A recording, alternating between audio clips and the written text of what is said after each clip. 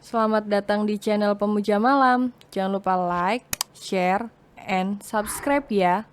Terima kasih.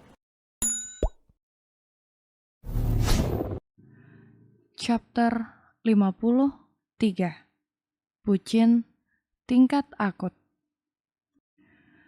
Delia sejenak melirik kepada Kyoto yang sejak tadi terus menatapnya. Ada sedikit perasaan aneh ketika melihat Kyoto yang begitu lekat melihat kepada dirinya.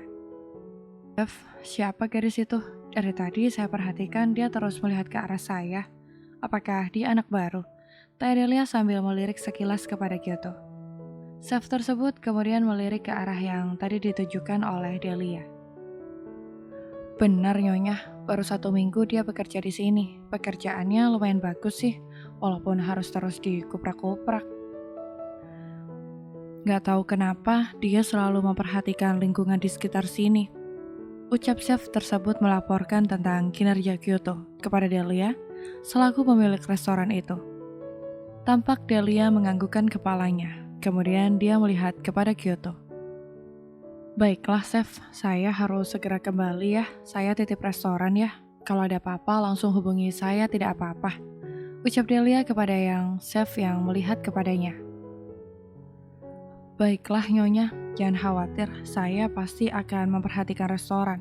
Setelah mendengarkan hal itu, Delia kemudian langsung meninggalkan dapur dan ke depan restoran bersiap untuk pulang kembali ke mansionnya. Tiba-tiba saja Kyoto dengan tergopoh-gopoh mendekati Delia. Maafkan saya, Nyonya Delia. Saya karyawan baru di sini. Apakah saya boleh minta nomor telepon Nyonya? Tanya Kyoto sambil menyodorkan handphonenya kepada Delia.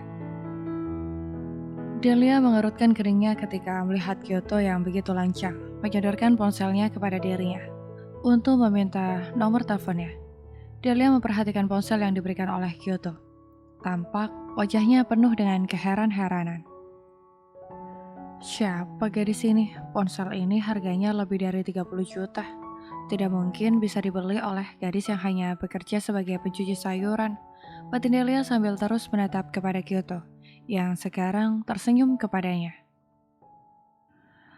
Kak, apakah boleh kalau kita berteman? Ucap Kyoto berbicara kepada Delia. Delia mengerutkan keningnya, merasa heran dengan keberanian Kyoto yang langsung to the point meminta berteman dengannya. Ayo, kita duduk di sana biar lebih enak, ucap Delia sambil berjalan di depan Kyoto menuju sebuah ruangan VVIP yang ada di dalam restoran milik Delia. Sekarang adalah jam makan siang, waktu tersibuk di restoran itu, dan hanya ruangan VVIP itu yang kosong. Oleh karena itu, Delia membawa Kyoto untuk berbicara di sana. Sekarang katakan padaku, siapa kau sebenarnya? Rasanya tidak mungkin kalau gadis miskin bisa membeli ponsel ini. Ponsel ini harganya lebih dari 30 juta kan? Dan bukan produk Indonesia bukan? Tanya Delia sambil menatap tajam kepada Kyoto, yang saat ini sedang menundukkan kepalanya. Saya memang bukan orang Indonesia. Saya berasal dari Jepang. Saya datang ke Indonesia karena saya ingin mengejar cinta saya. Tapi sayang, orang yang saya cintai ternyata punya seorang istri juga seorang anak. Ucap Kyoto sambil menundukkan kepalanya dan menggenggam kedua tangannya satu sama lain. Duduklah di kursi itu, kenapa kau berdiri? Aku capek melihatmu yang dari tadi berdiri terus. Ucap Delia sambil tersenyum kepada Kyoto.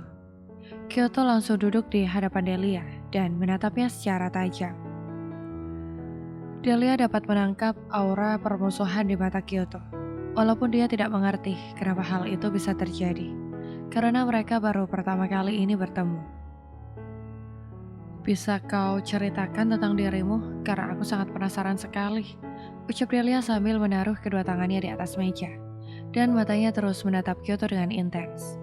Coba menilai gadis itu dari atas hingga bawah, hanya untuk bisa memprediksi siapa sebenarnya gadis itu. Kan, tadi sudah aku ceritakan di atas, Kak. Kakak tidak mendengarkan. Ucap Kyoto dengan kesal sambil menatap kepada Delia.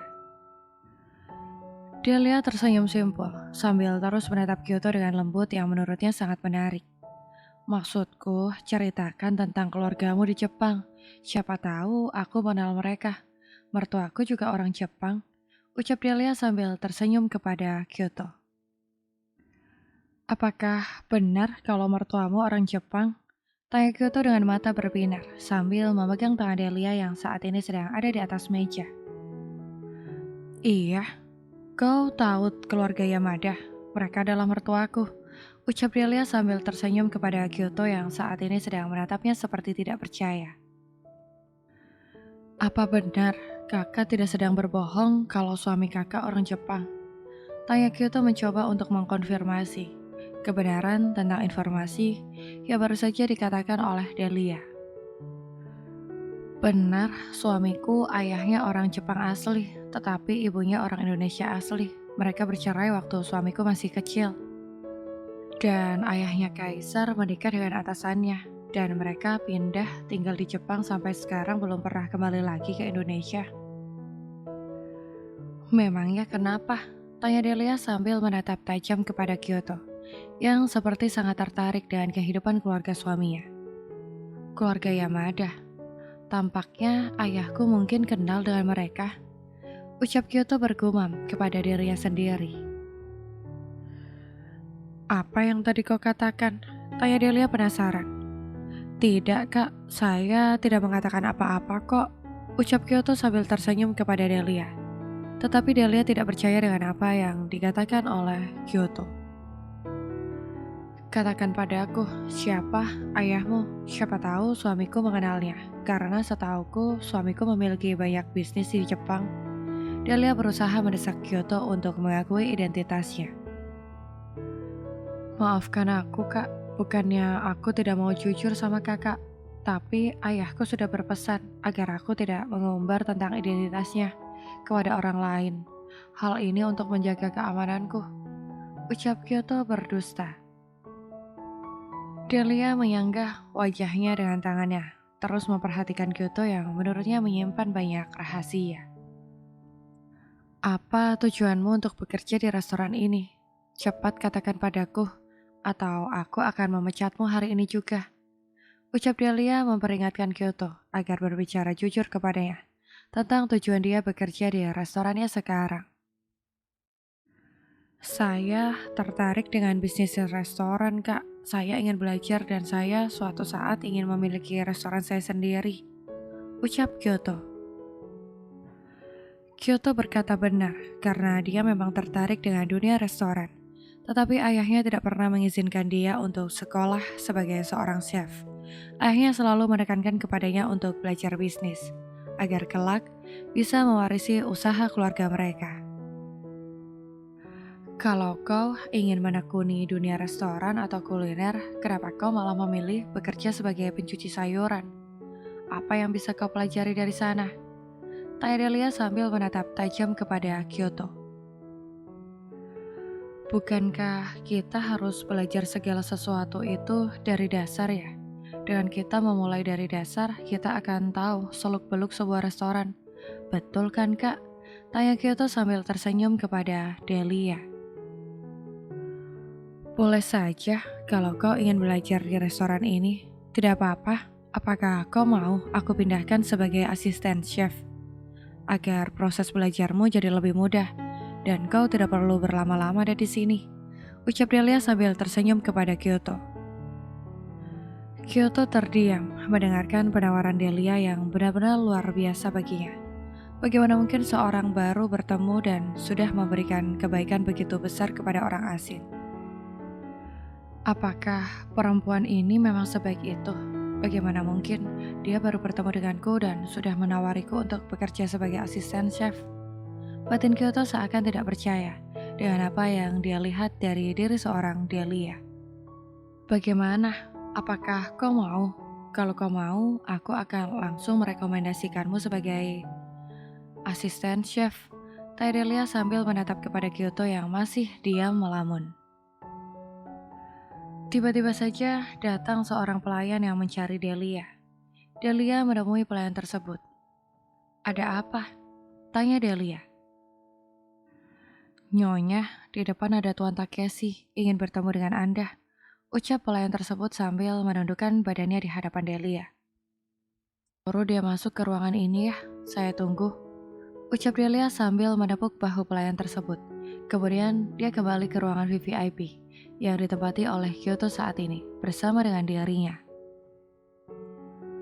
Tidak lama kemudian pelayan itu datang bersama Takeshi yang penuh dengan binar kebahagiaan ketika bertemu dengan Delia. Di saat Takeshi akan memeluk Delia, tiba-tiba saja Kaisar langsung memeluk tubuh istrinya dengan posesif, sehingga membuat Takeshi membolakan matanya dengan sempurna. Ya ampun kak, kau sudah seperti setan, ada dimanapun. Ucap Takeshi sambil menatap Kaisar dengan jengah. Kau itu yang seperti setan, dari tadi pagi kau terus saja mengganggu istriku. Sudah kubilang jangan menemui dia lagi. Ucap Kaisar sambil menatap tajam kepada Takeshi. Delia kemudian langsung menarik daun telinga Kaisar dan Takeshi untuk masuk ke ruangan VVIP di mana sekarang Kyoto masih menunggunya. Kalian kenapa sih setiap bertemu selalu seperti kucing dan anjing? Padahal kalian berdua ini bersaudara satu ayah. Apa tidak bisa akur? Bikin malu aja. Ucap Delia tidak mau melepaskan daun telinga Takeshi dan Kaisar yang sekarang sedang meringis kesakitan karena perbuatan dirinya. Sakit sayang, kok tega sekali. Kau kira aku anak kecil? Ayolah, lepaskan sayang. Pinta Kaisar sambil memegang telinganya yang saat ini masih dijewer oleh Delia. Tidak berbeda dengan Takeshi yang juga sedang kesakitan karena daun telinganya juga dijewer oleh Delia. Ya ampun Delia, kau jahat sekali. Kau tahu tidak, ini sakit sekali. Lagi pula aku bukan anak kecil. Ucap Takeshi sambil meringis kesakitan dan menatap Delia. Penuh permohonan agar dia melepaskan daun telinganya yang saat ini sedang dijewer oleh Delia. Karena sudah hilang kesabaran melihat dua orang itu yang selalu saja berantem dimanapun berada. Setelah sampai di dalam ruangan VVIP di mana Kyoto saat ini sedang menatap mereka bertiga dengan keheranan, melihat Delia yang sedang menjewer Kaisar dan seorang pria tampan lainnya yang asing baginya. Kyoto hanya bisa mengerutkan keningnya, merasa heran dengan apa yang saat ini dia lihat. Ya ampun, bagaimana mungkin pria idamanku diperlakukan seperti itu oleh istrinya? Dan dia tidak berdaya sama sekali. Oh tidak, jauh sekali dari impianku. Batin Kyoto sambil terus menatap kepada Kaisar, yang belum bisa melepaskan daun telinganya dari Delia, yang masih melotot kepadanya. Sekarang kalian berdua duduk. Perintah Delia kepada Kaisar dan Takeshi yang saat ini sedang menatapnya dengan penuh permohonan. Delia sudah seperti seorang ibu yang sedang mentatar dua anak nakalnya. Aku paling tidak suka ya kalau lihat kalian setiap kali bertemu selalu aja kayak gitu. Kalian nih seperti sedang syuting film Tom and Jerry aja. Ucap Delia sambil menatap Kaisar dan Takeshi bergantian. Dia yang selalu bikin aku kesal. Kan aku sudah bilang buat jangan mendekatimu lagi. Dia yang ngeyel. Sungut Kaisar sambil menatap Takeshi dengan penuh permusuhan. Aku bertemu dengan kakak iparku sendiri. Masa kau larang? Memangnya aku ngapain? Aku kan hanya silaturahmi saja dengan Delia. Kau saja itu yang otaknya gak benar. Ucap Takeshi sambil melotot kepada Kaisar, tidak mau kalah pokoknya.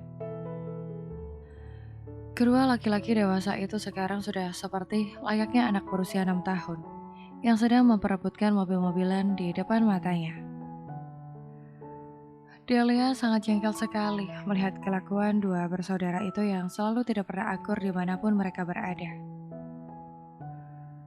Saking jengkelnya Delia, akhirnya menggebrak meja yang ada di hadapannya dan membuat Takeshi dan Kaisar akhirnya terdiam karena mereka terkejut dengan apa yang dilakukan oleh Delia. Kalian stop atau tidak, atau aku akan pergi dari sini.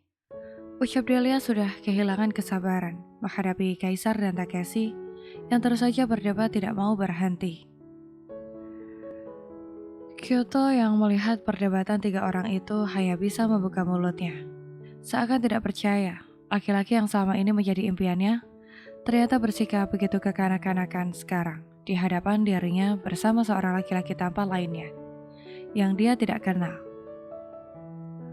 Ya ampun, apakah dia adalah kaisar yang aku cintai? Kenapa beda sekali dengan orang yang pertama aku lihat? Kenapa dia begitu kekanakan?